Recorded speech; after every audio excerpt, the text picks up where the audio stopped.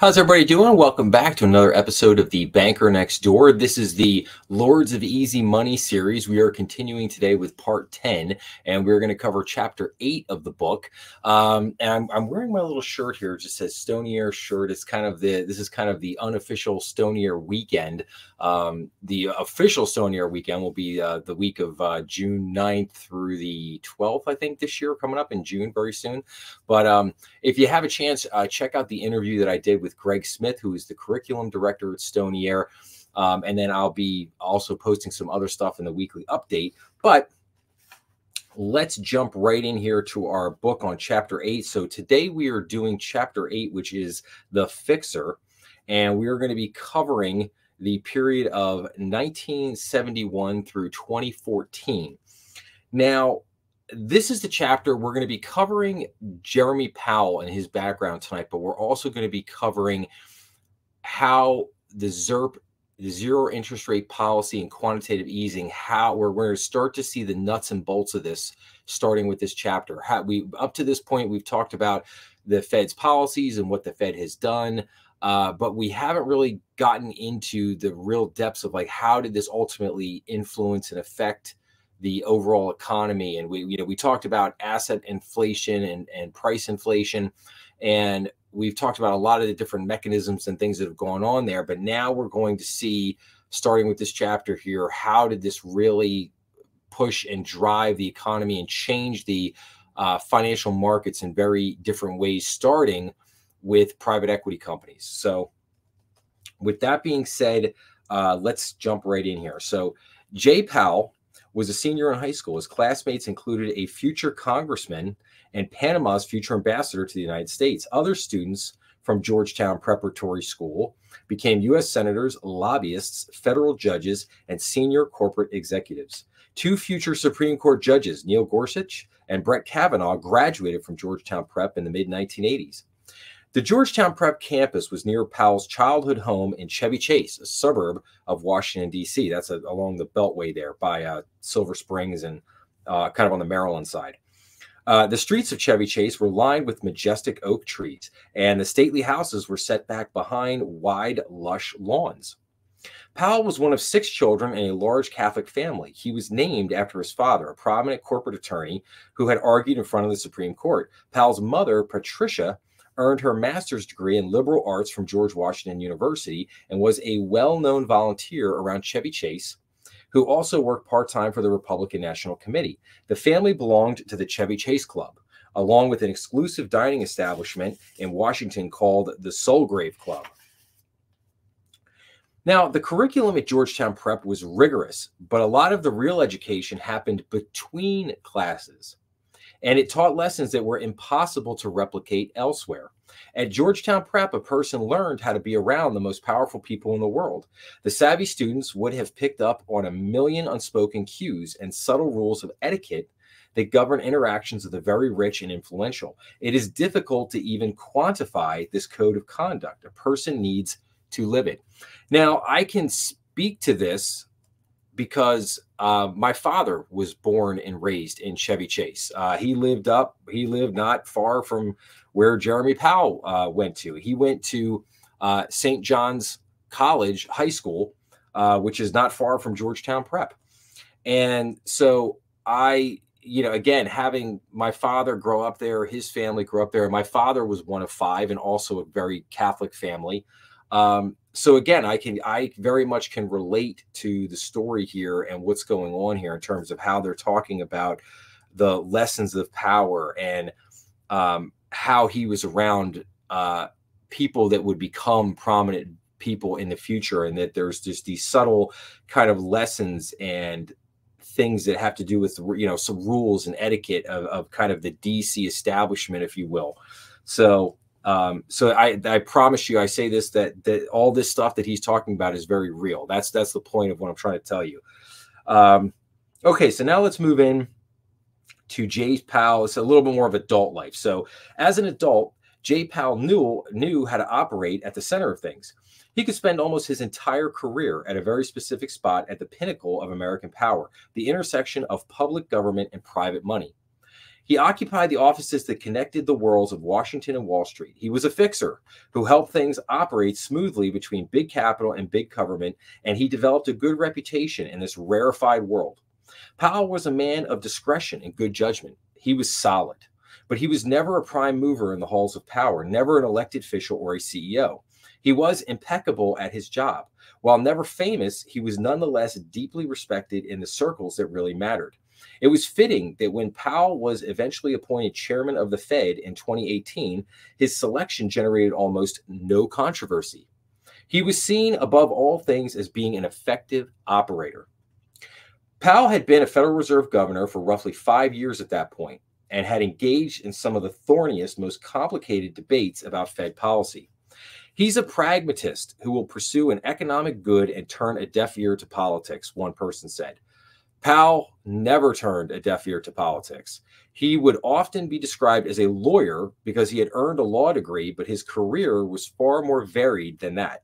After he graduated high school in 1971, Powell enrolled at Princeton. After graduation, he became a legislative staffer on Capitol Hill and then went to law school at Georgetown University, earning his degree and then clerking with a federal appeals court judge in New York. Powell followed his father's footsteps and became a corporate attorney, joining the firm Davis, Polk & Wardell. In 1984, however, at the age of 31, Powell made a consequential move. He left the world of law and joined the world of investment banking. Powell was hired at a firm called Dillon, Read & Company. This was where he'd begin his long path toward great wealth in the world of corporate debt. Now, at this point, I think it is very important to point out the difference between Jeremy Powell and some of his predecessors at the Fed. When you look at Alan Greenspan, when you look at Paul Volcker, when you look at Ben Bernanke, these were all highly, I would call them highly decorated PhD economists, very steeped in academia. Guys that had written papers, really understood the economy inside and out. And Jeremy Powell couldn't be further from that. Powell was an attorney. I would describe him as a very political animal, as a kind of Washington animal. Like he knew how to operate within the sphere of Washington. Like it said, between Washington and Wall Street. That was his background. That was his thing. Now, we're going to see in a minute here, he did some very good things in his career and had some really good experiences. But I want you to just keep this question in mind. Is he the guy that we've needed running the Fed, for the last, 5 years now? And I just want everybody to keep that question in mind, because I think that question is going to answer itself over time here, but we'll see. When journalists describe Dillon, Read & Company, they almost inevitably use terms like white shoe, elite, and exclusive. The company had been around in one form or another since the 1800s. Partners at Dillon were the relentlessly effective servants of big money. It might seem odd that a lawyer like Powell would join an investment firm, but the transition from corporate law to high finance is common because lawyers can handle the thorny, wildly complicated contracts that make big money deals possible. A background in law trains someone like Jay Powell in a key skill set necessary for success at Dillon Read: discretion. The corporate culture was very private, recalled Catherine Austin Fitz, who was a managing director at the firm. The reasons for discretion were strategic. Big companies worked with Dillon Read because they trusted its partners to stay quiet, maybe for months at a stretch, as they helped negotiate the deal. The other key attribute to success at Dillon Read was loyalty. The company built long-standing relationships with its clients that endured years, if not decades.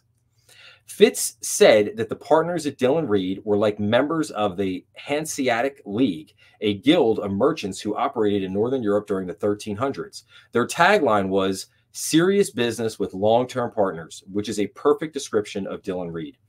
Dillon Read focused on deals that were profitable but not flashy. The firm dealt with energy companies, manufacturers, and city infrastructure departments.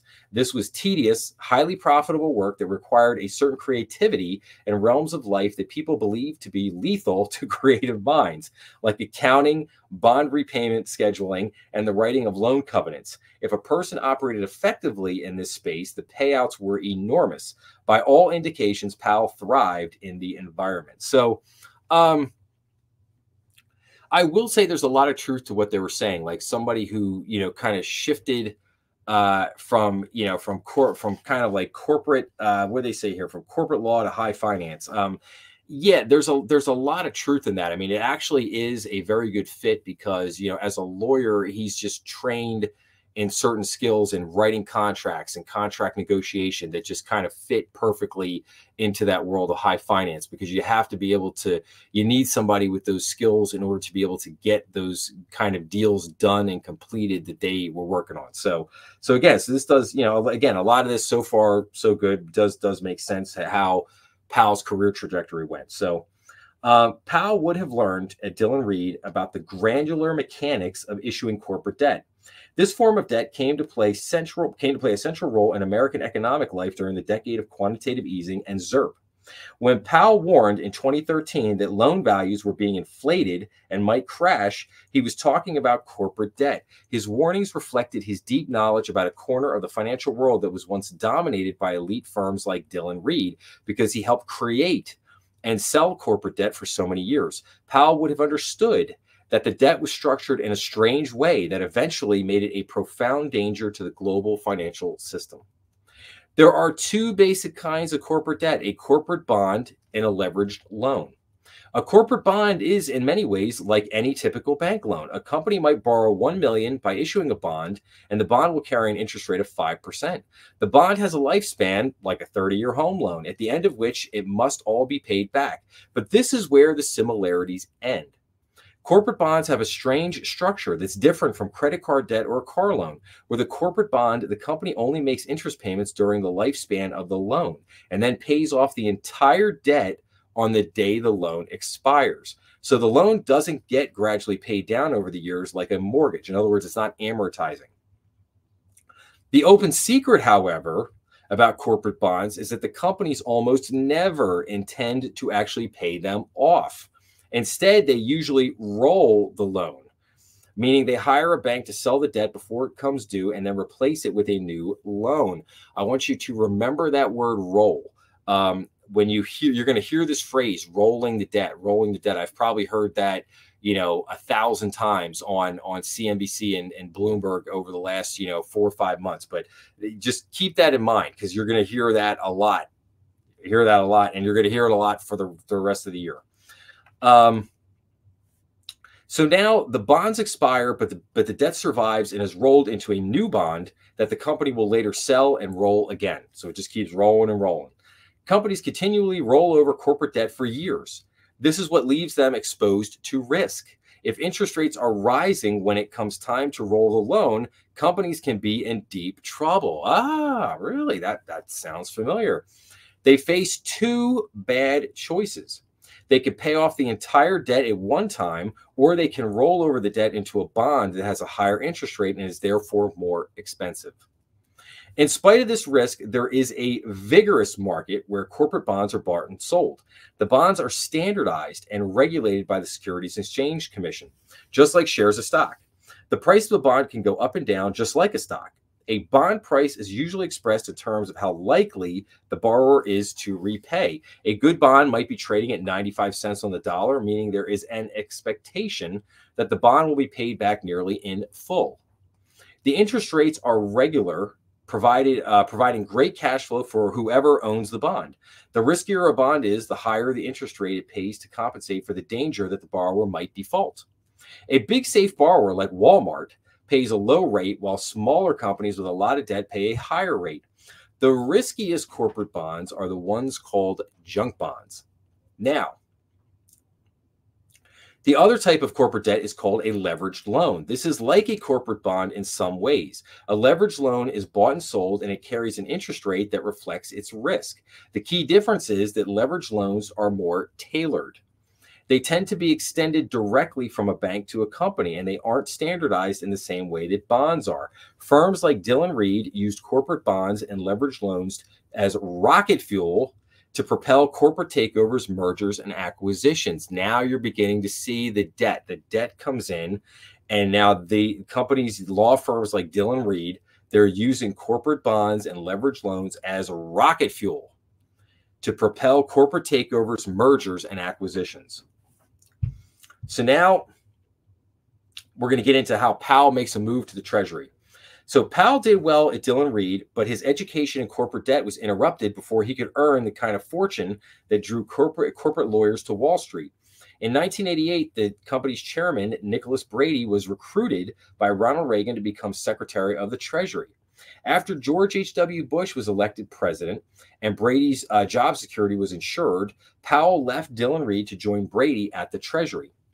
Brady's trust in Powell would be validated almost immediately after Powell arrived in Washington, D.C. A scandal erupted inside the Treasury Department involving financial fraud, risky derivative contracts, and a too-big-to-fail Wall Street investment house. Powell was called upon to help fix the mess, and it provided him with the next phase of his education in the ways of power in Washington, D.C. So now we're going to get into the fiasco in the early 90s with Salomon Brothers. And for those who don't know, Salomon Brothers ended up merging with Smith Barney to become Salomon Smith Barney, and then they ended up getting bought out by J.P. Morgan. I believe that's correct. Yeah, I believe it was J.P. Morgan that bought them out. So, but Salomon Brothers back in the early 90s was a major Wall Street investment firm, and we're going to see the shenanigans that went on there. So, so Powell was assistant Treasury Secretary for Domestic Finance, a job that put him in charge of issuing the government's debt. This division was one that actually issued U.S. Treasury bonds. In some ways, the job was mundane and predictable, sort of like running a printing press. The U.S. debt system was well established and well run, so Powell's job was like that of a station manager who had to make sure the trains moved smoothly through a busy station. His department worked closely with the New York Federal Reserve Bank, which auctioned off the Treasury bills to the primary dealers on Wall Street. In February 1991, the traders at the New York Fed reported something odd. There were two companies that were involved in buying and selling treasuries. If these two companies were buying treasury bonds on behalf of their common owner, meaning that both companies were owned by the same company, that would be illegal. The government put restrictions on how many treasury bonds any single company could buy so that nobody could corner the market. The trades looked fishy, raising suspicion that a big bank might be trying to sneak around the limits by purchasing treasury bills through seemingly separate shell companies. The common owner of the firms was the primary dealer, Salomon Brothers. So a letter got sent over to Salomon asking, hey, what's going on here? So inside Salomon Brothers, this letter was quickly conveyed to Paul Moser, the bond trader who oversaw the firm's treasury bill purchases. Moser came clean to his bosses very quickly, admitting that he had been running a scam using affiliate companies to buy enough treasuries that the firm could quietly amass more than the 35% of all the treasury bonds sold in a given auction, the limit imposed by law. The goal was to get so many treasuries that Salomon could then put the squeeze on other firms that bought the bills in a secondary market. There was no gray area here. It was a criminal scheme. But Moser wasn't fired, and Salomon covered up his behavior. The company sent a letter back to the Treasury Department explaining that the suspicious purchases were an innocent mistake. Moser continued the scheme. He continued the scheme. Cornering the market and squeezing competitors. In May of 1991, Salomon used the scam to buy so many treasury bills that it controlled 94% of the supply. The Treasury Department, meanwhile, seemed entirely content with Salomon's explanation that nothing was amiss. Powell's boss, Secretary Nicholas Brady, happened to be good friends with Steve Bell, the managing director of Salomon Brothers' office in Washington, D.C. Bell wasn't a bond trader. He was one of those people who had worked in Washington for years and seemed to know everyone. One of Bell's greatest achievements back when he was a Senate staffer was helping the Reagan administrator create a novel administrative maneuver called reconciliation, which allowed the president to pass a budget through the Senate with a bare majority of votes, bypassing the filibuster. Reconciliation was later used to pass Obamacare and the Trump tax cuts. earning Bell a level of notoriety on the Hill, a fact that he advertised decades later with pride. Bell's Salmon Brothers office was located in the Willard Hotel just across the street from the Treasury building, literally right across the street.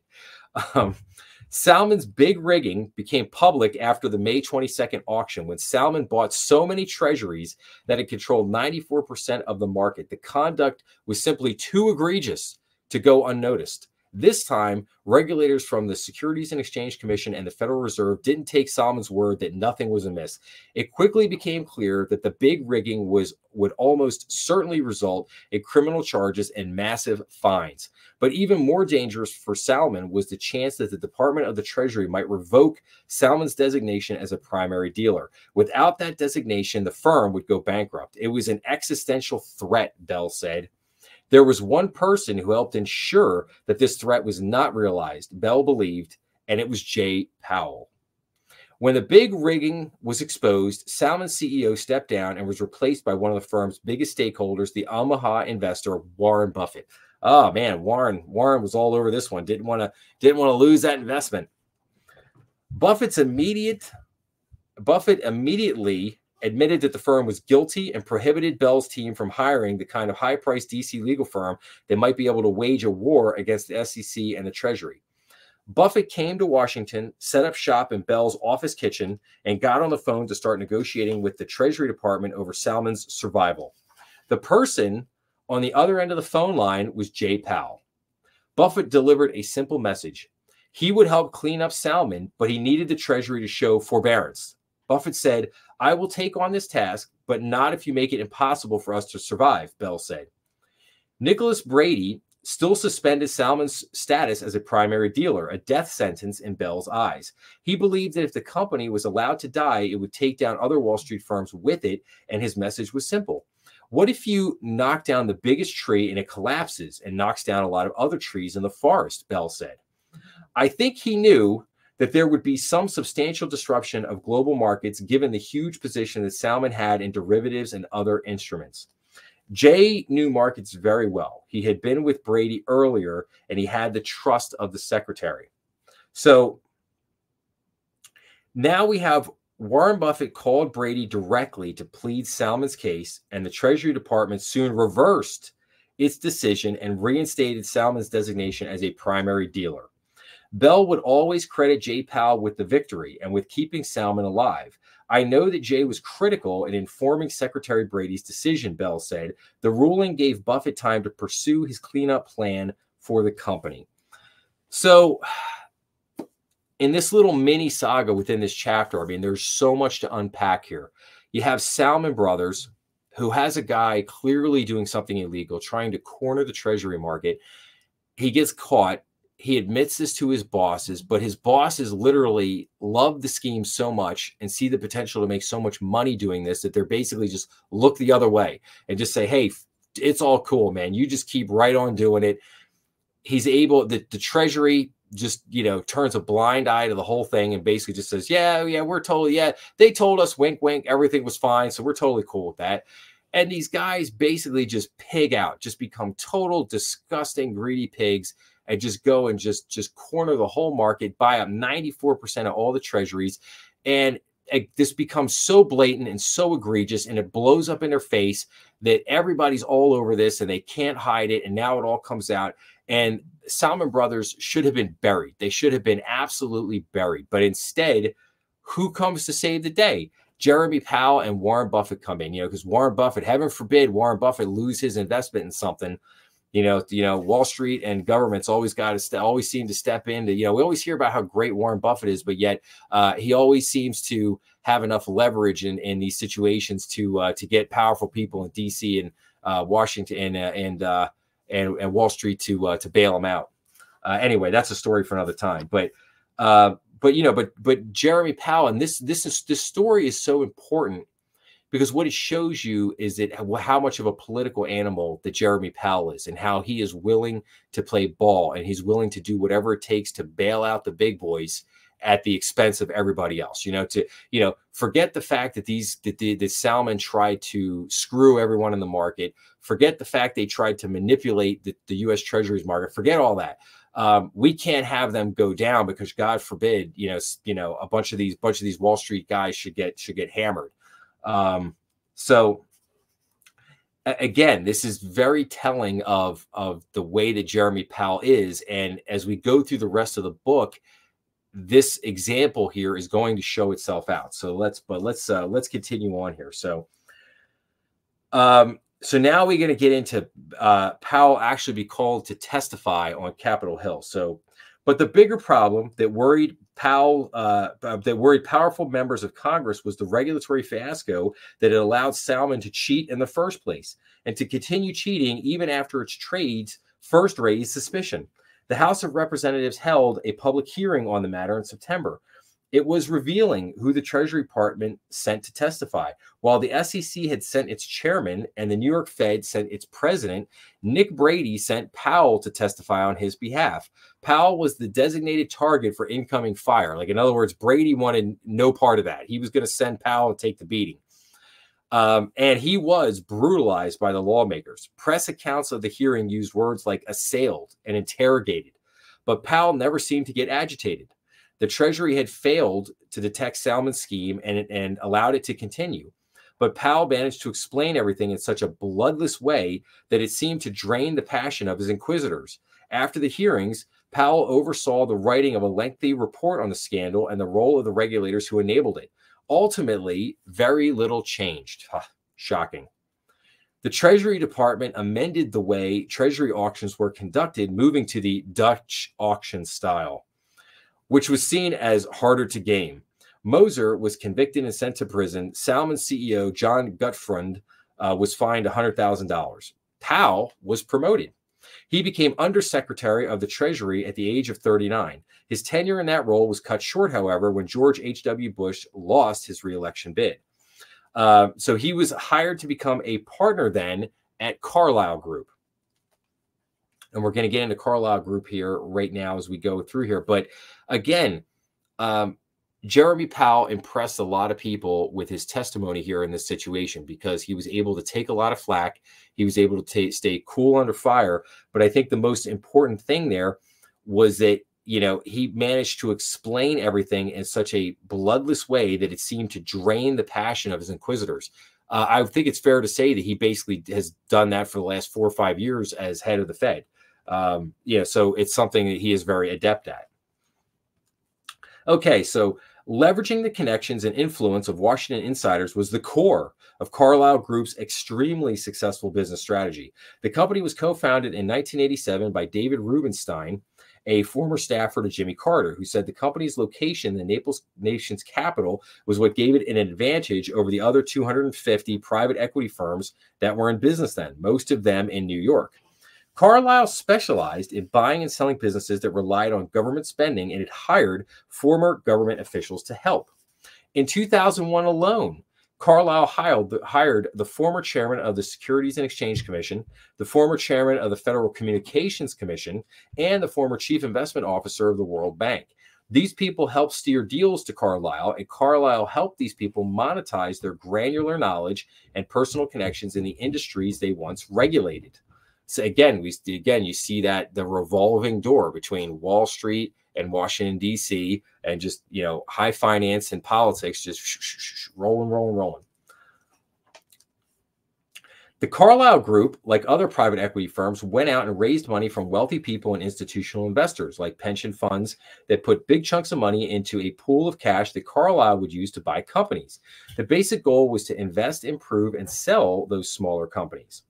Carlyle typically held onto a company for about 5 years and then sold it, ideally for a profit. Debt was key to this business model. The pool of investment money was always supercharged by leveraged loans and corporate bonds. Carlyle would put up some of its own cash, then borrow much more to fund the deal. Importantly, the debt was loaded into the company that Carlyle bought. Then that company had to work hard to pay the loan off. It was like being able to buy a house that earned cash and paid off its own mortgage. The key quality for a successful partner at Carlyle was to be connected. The ideal Carlyle partner had to know the right people in government agencies. They also had to know the right bankers who could arrange and syndicate massive amounts of leveraged loans. And they had to know talented people to bring in and help run the companies they bought in order to get them ready in a matter of years to sell. Powell joined Carlyle in 1997 when he was in his mid-40s. His office was on the second floor of Carlyle's headquarters building on Pennsylvania Avenue, not too far from the White House.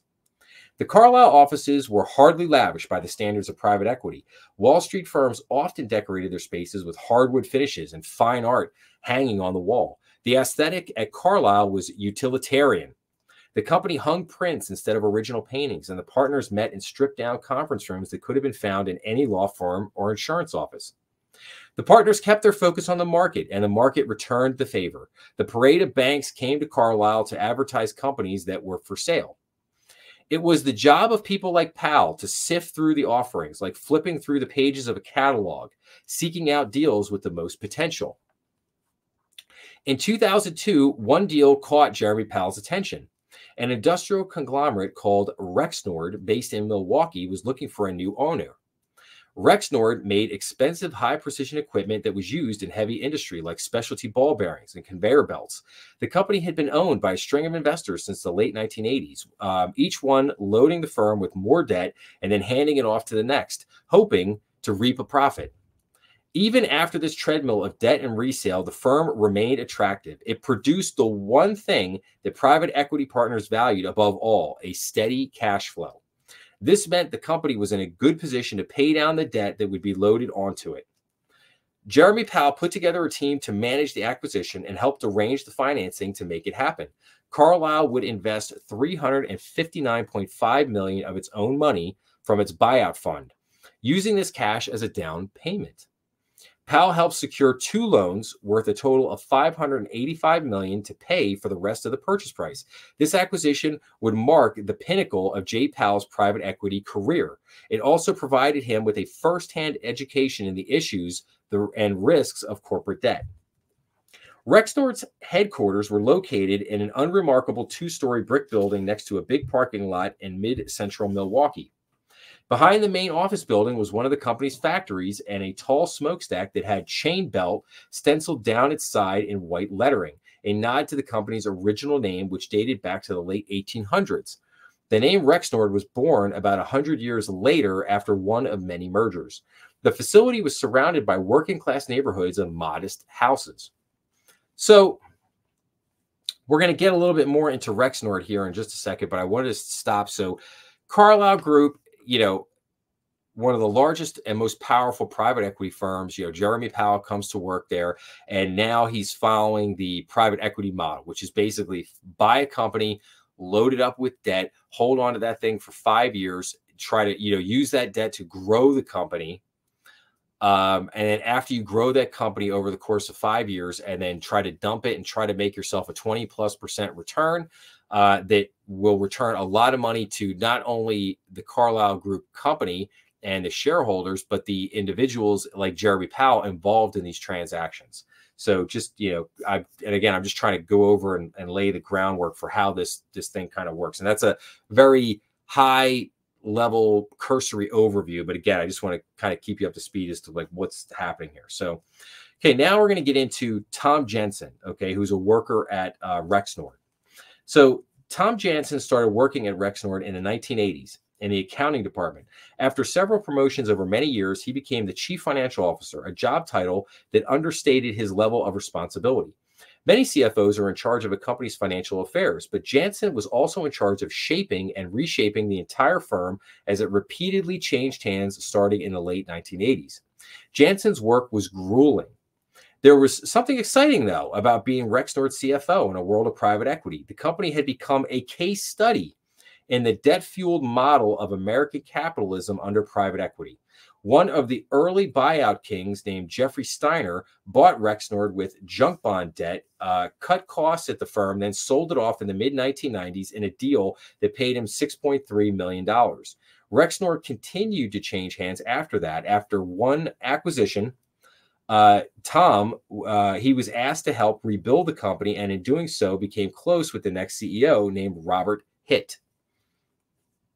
Jansen and Hitt created a roadshow that advertised the virtues of Rexnord as a corporate property. They hired investment bankers to spread the word among private equity owners, and soon they were making their pitch to a parade of speculators who traveled to Milwaukee.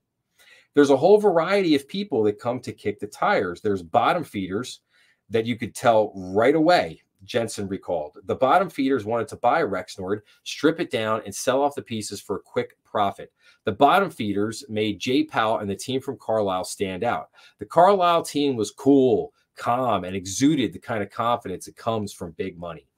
So just a couple quick hints on that. So I kind of laughed at when he said bottom feeders, and they wanted to buy Rexnord, and they wanted to strip it down and sell the pieces for a quick profit. Well, if anybody remembers the movie Pretty Woman and Richard Gere, this is exactly what Richard Gere did in the movies. He was a private equity guy. He would buy a company. He'd buy a company because the sum of its parts were more valuable than the whole. So he'd buy a company, strip it down, sell off the different pieces, make a ton of money, and then just go and repeat the process. So if that helps anybody kind of envision what's going on here, but I find it amusing that he uses the term bottom feeders, because I'm sure there are bottom feeders out there. But and then just another note, it said that Jansen and Hitt put together a roadshow. Roadshow is a very typical term in corporate America for when you're trying to if you're trying to raise money or you're trying to sell the company. You might put together this show, and they call it a road show, and you might actually go on the road and go around and visit different people, try to get them to buy your business or try to raise money, whatever the case may be. So okay, but let's continue on here. So but there was real money in Rexnord's product lines of highly engineered conveyor belts and specialized ball bearings that were used in airplanes. It made things that people needed to make the world move, Jensen explained. Rexnord's business model was like the one used by razor blade companies. The razor was cheap. The replacement blades were expensive and very profitable. Rexnord made its real money selling replacement parts when the vital, important conveyor belts broke down or the expensive ball bearings wore out. The company's annual sales were reliable at about $755 million a year. It earned more than $113 million a year in profit before taxes and interest payments. Jeremy Powell and his team were sold. To Jensen's surprise, Powell turned the tables and started pitching the Rexnord team on the benefits of being owned by the Carlisle Group. The pitch was, "We want to help you. We want to help you grow," Jensen recalled. The team from Carlisle promised that they wouldn't micromanage. Carlisle would place its people on Rexnord's board of directors, where they would steer the company, but they'd give the local management team autonomy. Yeah, right. Okay, so quick lesson in high finance with private equity firms. Like, yes, when they buy your company, they're going to put a representative on the board of the company to oversee and watch everything that's going on. I think a lot of times than not, they will claim that they will give you autonomy. Is this the case? No, it's not. They may give you leeway, and again, in other words, they don't want to actually run the day-to-day. So they're going to leave you do the day-to-day, okay? However, when it comes to any big decision, okay, they're going to be right in the middle of it, and you're going to have to go back and get their blessing before you do anything, okay? So understand that. So anyway, okay. The debt put pressure on Rexnord. In the early 2003, Rexnord employees in Milwaukee agreed to take an average pay cut of $3 an hour, along with other concessions, to convince the management team not to move 70 jobs to North Carolina. The Milwaukee employees were unionized, and so moving those jobs to a non-unionized southern state might have saved Rexnord money, but Jansen said the Carlisle team was sensitive about the headlines such an action might create. So they definitely did not want to do that. After Powell joined Rexnord's board of directors, he often traveled to Milwaukee to meet with Jensen and the rest of the management team, holding long meetings about the company's strategy, budget, and operations. They didn't gather for these meetings at Rexnord's actual headquarters near the factory. Instead, they rented conference rooms at places like the Pfister Hotel, a century-old building downtown with a 4-story tall atrium lined with marble columns and domed with a glass ceiling. Roughly twice a year, the board gathered for a multi-day strategy session at the Doral Country Club in Miami. The club was later bought by the Trump Organization. So this is where the board would strategize about optimizing Rexnord's strategy and increasing its cash flow, boosting profits, and paying down debt. The part about paying down debt was key. That was key. So this was what made the private equity business something like a self-starting perpetual motion machine. Rexnord employees were working hard to pay down debt that Carlyle used to buy the company. And as they did so, they increased the value of Carlyle's ownership stake by making the debt disappear. If all went smoothly, Carlyle would be able to sell the firm in a matter of years. So, a couple of things I just want to touch on there. So, again, in corporate America, if you're not familiar, it is very common for when you have strategy meetings, if you're doing strategic planning, if you're doing different things like that, you're usually going to have those meetings off-site. You're not going to have them, like, say, at the corporate headquarters. And part of the reason is you want privacy. You don't want distractions. You want to be able to work on this stuff without having all the kind of day-to-day things, especially for the CEO, having people, pop in every 5 minutes because they need them to sign this and do that. And what's this, what's that. Another book, a great book called The 5 Dysfunctions of a Team by Patrick Lentoni. I think it was Lentoni. But excellent book. I'll do a book review on that one day too. But that's a great book if you ever want to kind of get into a little bit more a granular understanding of kind of the inner workings of corporate boards. Okay, back to Rexnord. So unfortunately, the Rexnord deal started to go sideways almost immediately. The economy slowed down in 2003, and Carlyle had nearly $1 billion in cash and debt riding on the deal. So when Powell was told that Rexnord was starting to founder, he only had one primary question: what's your plan? Jansen and Hitt spent long days in meetings at the Miami resort hashing one out. During their off hours, the board members and executives played golf. Jansen felt that he really got to know Jay Powell on the golf course. Powell didn't seem to get cocky when his shots were perfect and didn't get bitter when he shanked it. This sounds like a trivial thing, but it was telling. A person can't fake that kind of behavior for hours at a time. It was just like golfing with a buddy, Jansen recalled. Like many people who worked with Powell, Jansen felt a kinship with him. I don't think he's a Midwesterner, Jansen said, but he seemed like it. So I think we also get to see here that Jeremy Powell is a nice guy. He's a regular guy. He's an affable guy that's basically able to relate to other people. So, good qualities to have.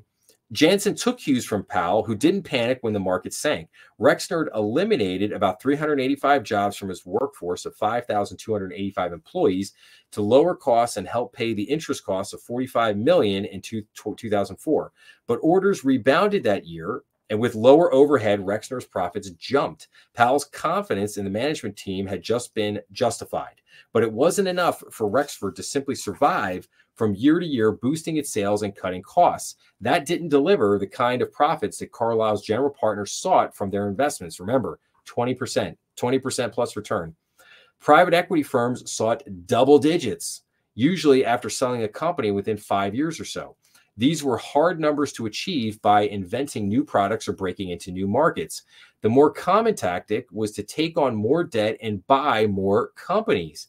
This loaded more debt onto the existing firm, but instantly added new product lines and customers while providing a quick way to cut costs when the firms were merged. Tom Honig would have described this as a misallocation of resources.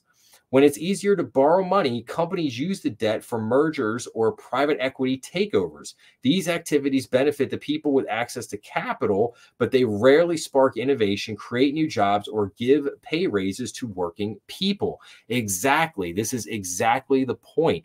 When, debt is cheap and easy, these are the kind of things that are going to go on. This is great for private equity. It's great for hedge fund. It's not great for the little guy that actually works at these companies. I think of the Toys R Us example and how Bain Capital blew up Toys R Us and cost 30,000 people at Toys R Us their job.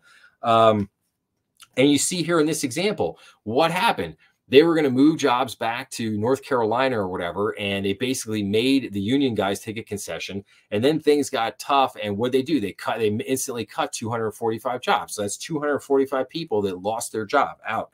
And that's the way these companies operate. They don't, yeah, they grow the company, but instead of adding new product lines or wherever, they just go out and buy another company and slap it in there, and then just cut more jobs, and then create, you know, efficiencies, and then just try to bulk it up to sell it to the next guy. Like that's the name of the game here. So as Thomas Honig said, that this is a misallocation of resources. He's exactly right. When it's easier to borrow money, companies will use that debt for merger or private equity takeovers. These activities benefit the people with access to capital, but they rarely spark innovation, create new jobs, or give pay raises to working people. Exactly the point.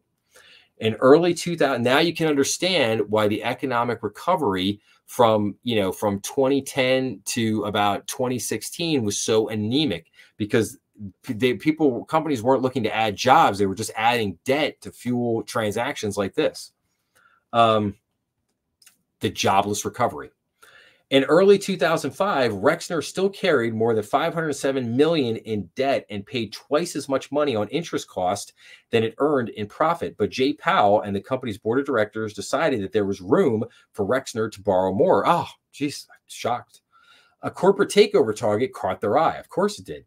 It was another old line manufacturing firm based in Milwaukee called Falk Corporation. Rexnord's executive team engineered a deal to borrow $312 million in the form of a leveraged loan, which was loaded onto Rexnord's balance sheet, pushing the company's annual interest payments from $44 million to $62 million.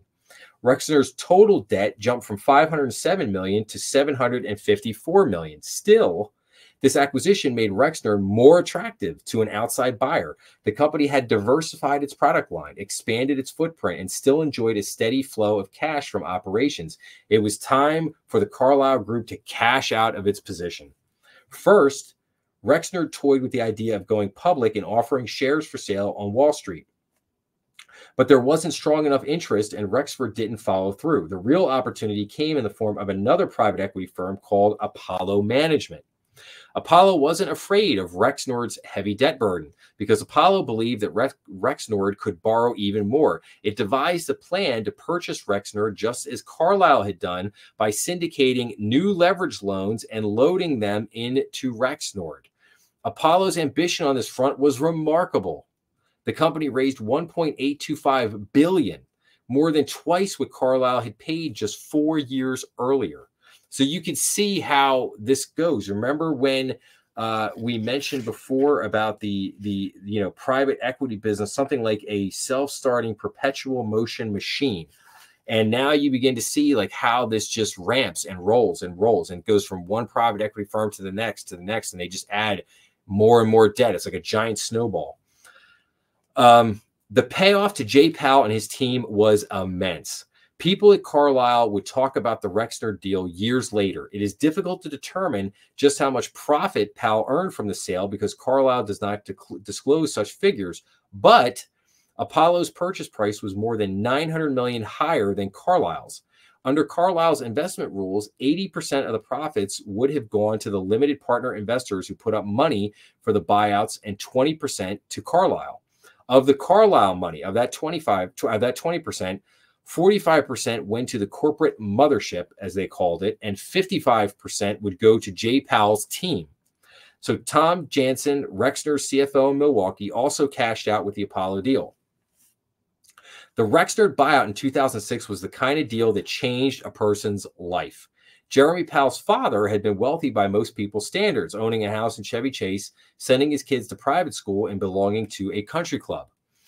But the kind of wealth that Powell obtained during his career, wealth estimated at between $20 million and $55 million by 2018, put him in a different economic realm. He ended up leaving Carlyle after the Rexnord deal. Powell would dabble in private equity on and off for a few years. Then he joined a think tank in Washington, D.C. before he was nominated to be a Fed governor. Rexnord itself didn't fare as well. The company Powell left behind was crippled with debt. And again, here's the point. You always get to this point. When you roll up these companies like this, sooner or later, you always hit a wall. It's just a matter of when. And it's kind of like musical chairs. Who's the last guy to get stuck without a chair? Its total debt burden rose from $753 million to $2 billion in 1 year. Its annual interest rate payments rose from $44 million in 2005 to $105 million in 2007. The company would pay more money in interest than it earned in profit every year for more than a decade. Let me say that again. It would pay more money in interest than it earned in profit every year for more than a decade. Rexnord had become a company that was emblematic of the private equity world. It was no longer a company that used debt to pursue its goals. It was now a company whose goal was to service its debt. And this, you see this time and time again. It was no longer a company that used debt to pursue its goals. It was now a company whose goal was to service its debt. So between 2011 and 2020, the debt-heavy world of Rexnord would intersect with the Fed's world of ZIRP.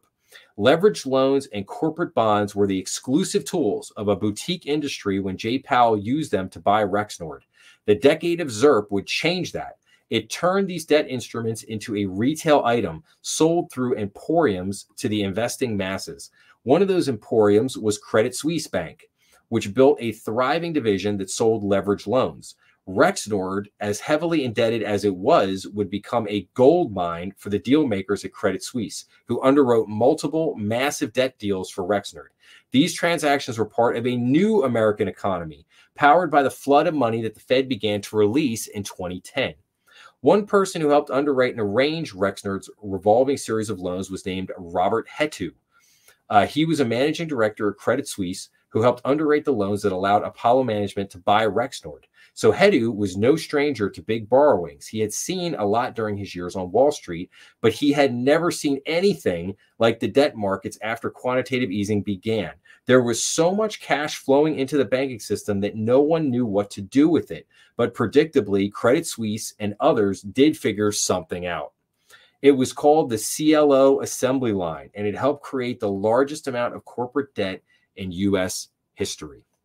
So there you have it, everyone. So that is the end of chapter 8. And I'm now happy to say we are officially halfway through the book. There are 16 chapters in the book, and we're now through 8 chapters. The next chapters should go very quickly. They're kind of shorter, a little bit. They're a little bit shorter, a little bit quicker chapters. So we'll start to move through these next 2 chapters a lot faster. But I thank you so much for hanging in. I really hope you're enjoying this series, and I hope you will continue to listen through as we finish out the second half of the series, as we get into the remaining chapters. And I will be back real soon with probably next week, coming back with chapter 9, and then we will take it from there. So, and if again, as always, please make sure to like, share, and subscribe. It always helps the channel, and it definitely helps this series. So thanks a lot, and I will see everybody again real soon.